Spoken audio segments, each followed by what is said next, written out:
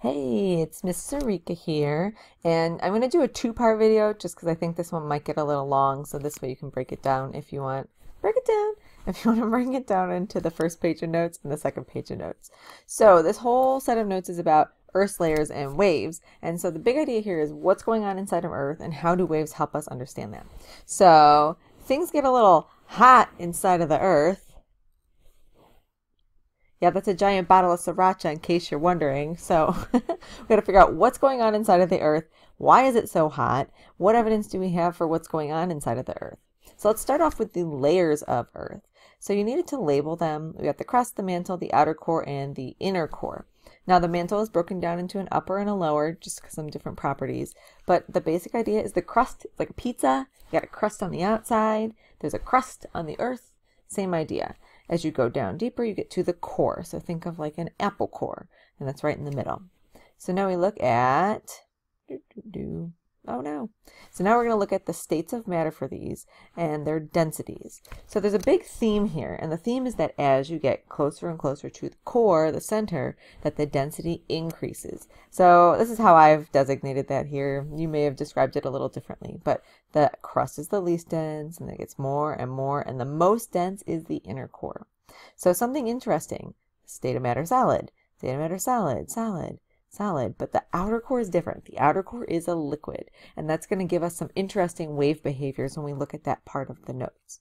So something about the upper mantle is that it's still solid, but it's kind of flowy, and that's going to affect our plate tectonic movement when we talk a little bit about convection currents.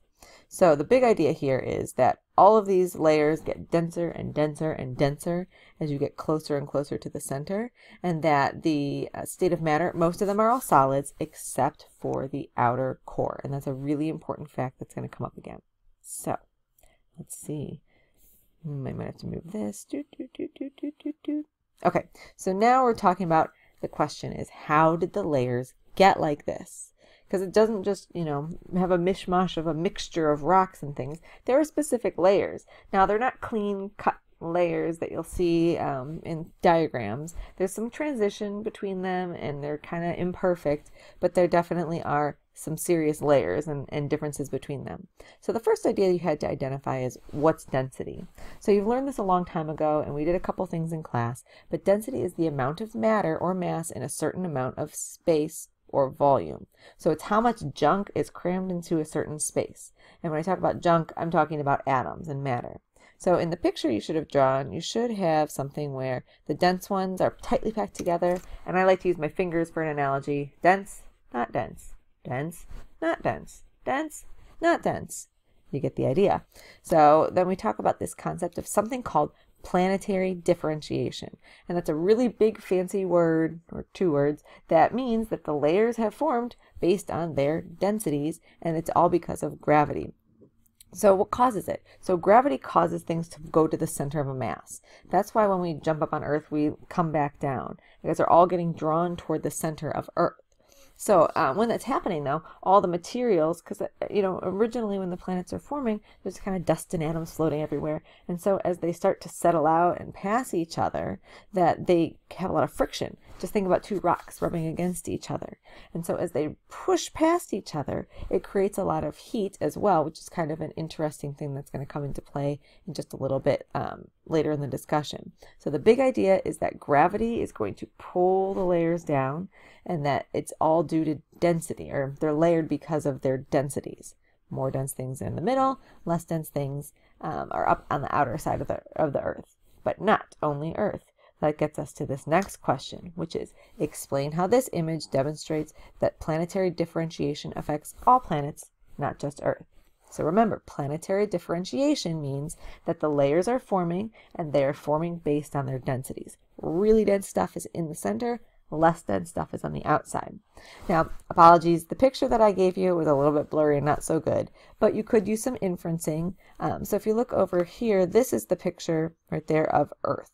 So the other ones are labeled Venus, Mercury, and Mars, and we've got Saturn, Jupiter, Uranus, and Neptune over here based on versus more solid or gaseous planets.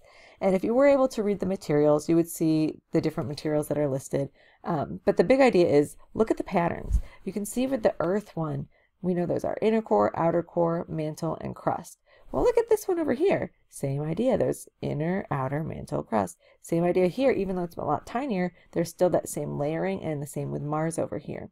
Similarly, if you look on the other side, same thing's going on. So what is the deal with this? Well, same principle of gravity affecting them is coming into play, and gravity's pulling the layers in closer and closer to the center, and the more dense things go to the center, and the less dense things go out. And remember, as they're moving past each other, there's friction, and that friction creates heat, which gets us to the next part. I'm going to move back over here.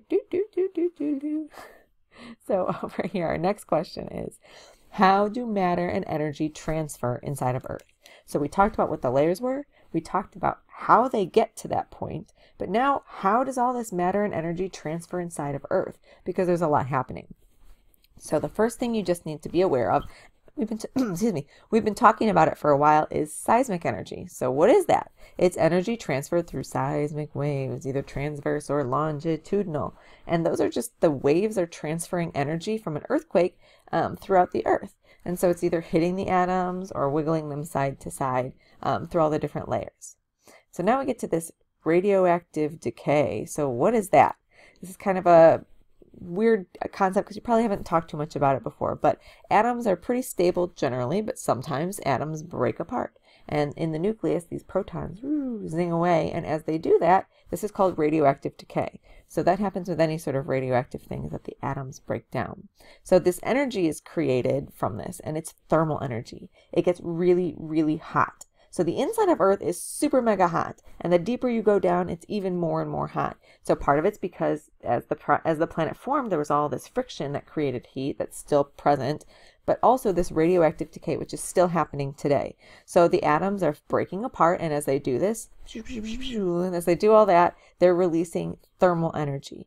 And that's key. It's huge because that's what cycles all the things with our tectonic plates.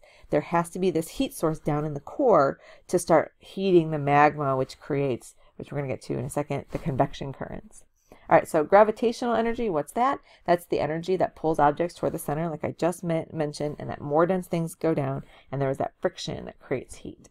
So what happens with all this thermal energy? So all this energy is being created from the gravitational and the radioactive decay, and there's energy even transmitted from earthquakes. But now we've got all this thermal energy. So what happens? So like that little demo I did with the hot water and the cold water, if you were to imagine that little tank and the table is this heat source, like the Earth, that's what's happening. Is the core is heating. It's like a little mini stove, and it heats the magma, and it gets less dense, and it rises, and then it cools down because there's not a heat source up at the crust, and then it decreases because it gets more dense, and then it gets heated again by that heat source, and it rises and falls and rises and falls. And these are our convection currents. Convection currents. They're going around and around and around and around, and they keep going as long as that heat source is present.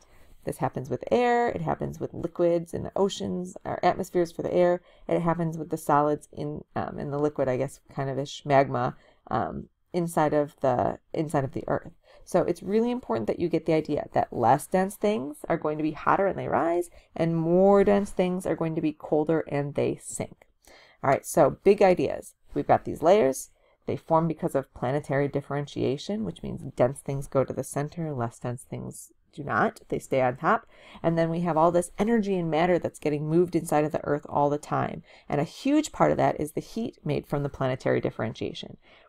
The layers cause friction and made heat. And then all the atoms are breaking down and creating heat, which then cycles all this matter in the mantle, creating convection currents, which is the fuel kind of for why we have tectonic action anyway, because it's constantly moving and pushing those plates from the crust and the lithosphere around. All right, so this is the end of the first video, so you can take a break, do what you need to do, and I'll make a second video to go over the second part of this stuff.